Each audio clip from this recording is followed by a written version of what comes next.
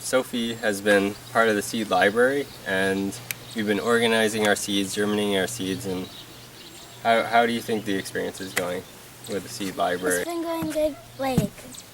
We sort them, and then we use different stuff to put the seeds in. Yeah, we put them in bins and organize the seeds by their scientific names so they won't cross-pollinate, and then we could seed save them correctly. Sophie's growing a garden at her house, and we're seed saving all the seeds from there, going into the community for free for the next year to give out to people. And her garden's going pretty well. What are you growing in your garden? I'm growing popcorn. Yeah, Dakota black popcorn. Potatoes, watermelon, teddy bears, sunflowers, tomatoes, cucumbers, pumpkins. And which one are you excited to eat? I'm excited to eat the watermelon. Yeah. Taste is a huge part of this. Always trying to grow what we actually like to eat, what we actually would buy in the store. And if you're growing things that make sense, not trying to go too far on either way, then I think you'd captivate people to make those connections. So, I work for the White Earth Land Recovery Project. What the project goals are there are to basically restore land and use it in traditional ways. So maple syruping, parching our own wild rice, and then we have an outlet selling it through Native Harvest at the farmers market, and then saving our seeds and caring for old heirloom seeds. We have a seed that was saved in a clay ball for 800 years, and then archaeologists dug it up and they grew. And Winona LaDuke, who's the executive director, named it Gete Kosaman, which means really cool old squash.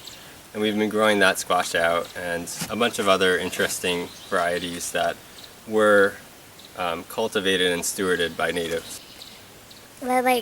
The taste in it, it tasted like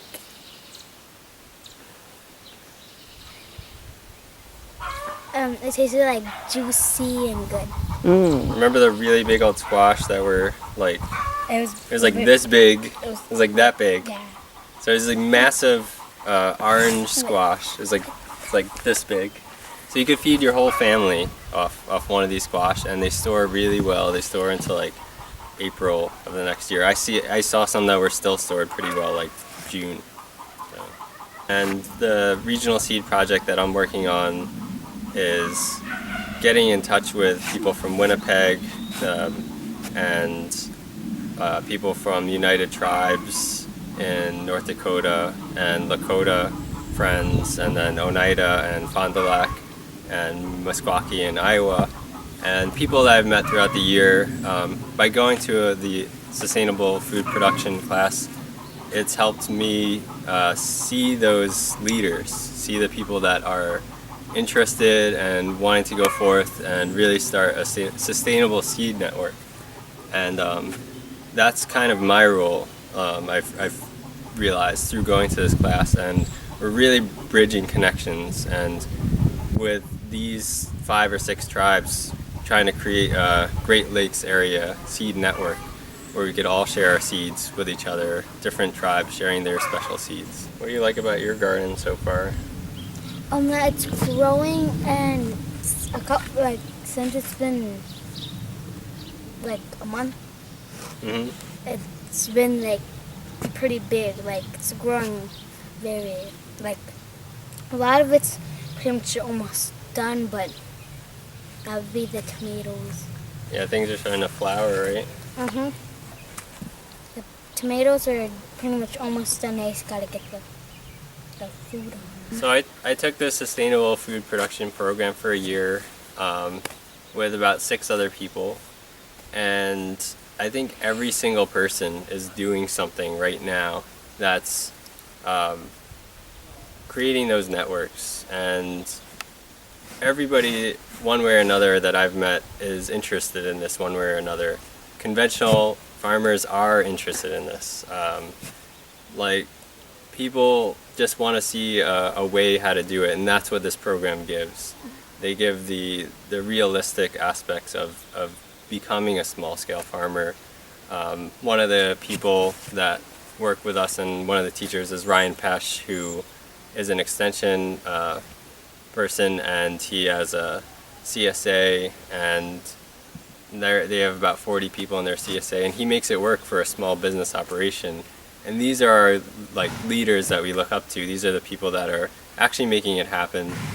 I would love to see more people taking the program. I think it would just keep building and building the local food communities. People get excited about this kind of stuff. People that come out to the farm where I work are always laughing and looking at the little goats and teaching people how to milk. It's just an amazing experience and opportunity. So, and the people that I've met that have helped me were people that have taken this program. So if I could be that for someone else, then it would just keep building the momentum. And that's what we need right now. And I can't stress that enough, that this program is essential in this point in time. And Sue Wicca and Tom Prieve and Kent and Ryan Pesh have just done extraordinary work. And I can't say enough about my experience here with them, and I hope that it continues in the future.